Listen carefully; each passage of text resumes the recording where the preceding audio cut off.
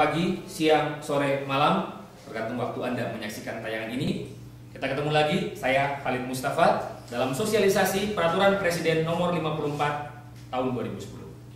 Pada modul yang lalu, kita sudah membahas tentang yang disebut dengan penunjukan langsung dan hal-hal keadaan khusus yang dapat dilakukan untuk penunjukan langsung.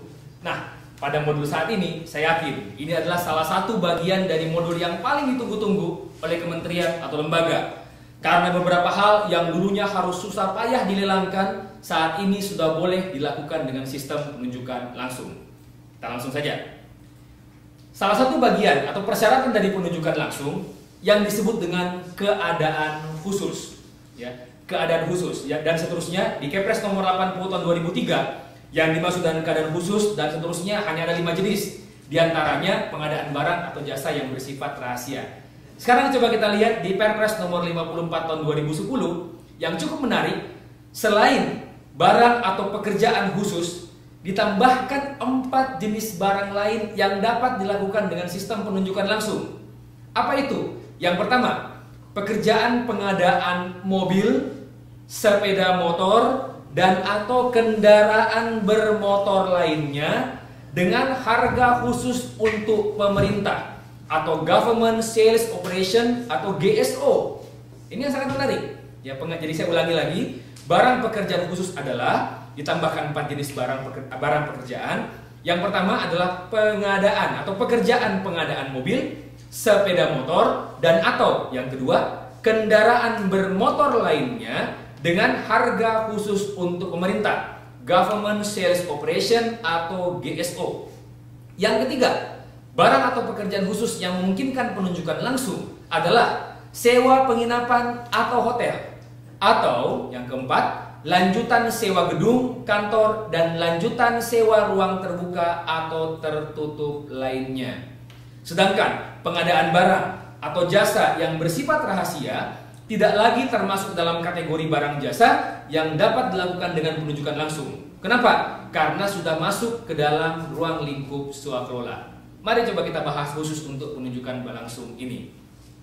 Kembali sampaikan tadi, ini mungkin berita bahagia untuk Anda, pengguna Kepres Nomor 80 Tahun 2003. Dulu, apabila pimpinan kita mengatakan, wahai panitia, silakan adakan mobil, pengadaan mobil. Tapi ingat ya, saya mintanya mobilnya merek A.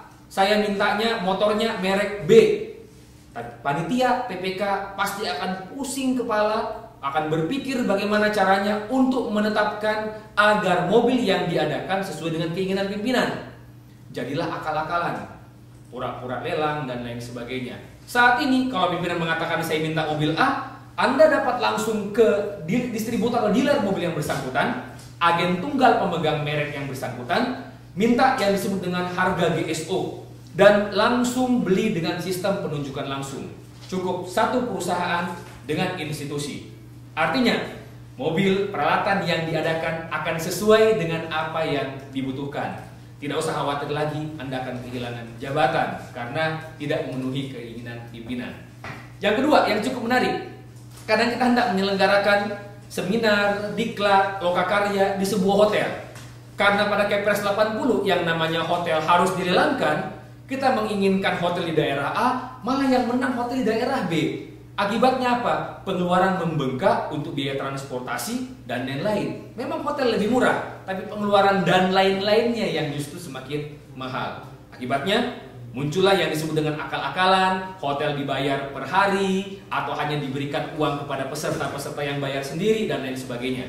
Saat ini, dengan Perpres Nomor 54, Anda tinggal tunjuk hotel yang Anda inginkan, minta rate harga resmi khusus untuk pemerintah, dan silakan langsung bayar ke hotel tersebut. Dan satu hal lagi, lanjutan sewa kantor. Misalnya kantor Anda itu adalah kantor yang belum permanen, masih menyewa, maka lanjutan tahun berikutnya tidak perlu dilakukan dengan sistem lelang lagi. Bayangkan kalau setiap tahun harus lelang dan setiap tahun itu pemenangnya berbeda-beda, berapa biaya yang dibutuhkan untuk boyongan, pindahan dari satu kantor ke kantor yang lain. Ini sebuah perubahan yang sangat positif dalam Perpres Nomor 54 Tahun 2010. Nah, berikutnya lagi, kalau kita bicara masalah batasan. Batasan penunjukan langsung pada Kepres Nomor 80 Tahun 2003 nilainya hanya untuk di bawah 50 juta. Untuk keadaan tertentu, batasan nilainya adalah 50 juta atau barangnya adalah barang khusus. Yang menarik, di Perpres nomor 54 tahun 2010 tanpa batasan nilai untuk pengadaan dalam keadaan tertentu dan barang khusus. Artinya, walaupun Anda membeli motor atau mobil sampai 100 unit, harganya sampai puluhan miliar, tidak perlu dilakukan lelang. Cukup datang ke ATPM-nya, saya butuh mobil 100, ini anggarannya, minta penawaran dari mereka dengan harga spesial untuk pemerintah atau disebut dengan GSO. Cukup menarik bukan? Untuk aturan kali ini. Ini mungkin satu hal berita bahagia untuk Anda semua. Berikutnya kita bicara masalah lebih lanjut yang dimaksud dengan metode pemasukan dokumen. Metode pemasukan dokumen kita tahu, yang pertama adalah 1 sampul, yang kedua adalah 2 sampul, dan yang ketiga adalah 2 tahap. Yang lalu pada Kepres nomor 80 tahun 2003, 1 sampul untuk pengadaan jasa konsultansi digunakan metode evaluasi penunjukan langsung. Saat ini 1 sampul itu dilakukan untuk pengadaan seleksi sederhana. Untuk metode evaluasi pagu anggaran dan biaya terendah, itu semua menggunakan 1 sampul. Di luar itu, sekali lagi ini untuk jasa konsultansi, di luar daripada seleksi sederhana atau evaluasi pagu anggaran dan biaya terendah, harus menggunakan metode pemasukan dokumen 2 sampul. Sekali lagi menggunakan metode 2 sampul. Jadi tidak ada lagi 1 sampul untuk jasa konsultansi kecuali sesuai dengan apa yang ada di layar Anda. Yang kedua, metode pemasukan dokumen 2 sampul. 2 sampul yang lalu pada Kepres nomor 80 dapat digunakan untuk semua jenis pengadaan.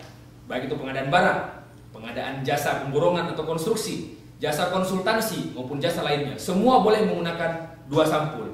Tapi di Perpres nomor 54 tahun 2010 kembali lagi, 2 sampul tidak boleh digunakan untuk pengadaan pekerjaan konstruksi.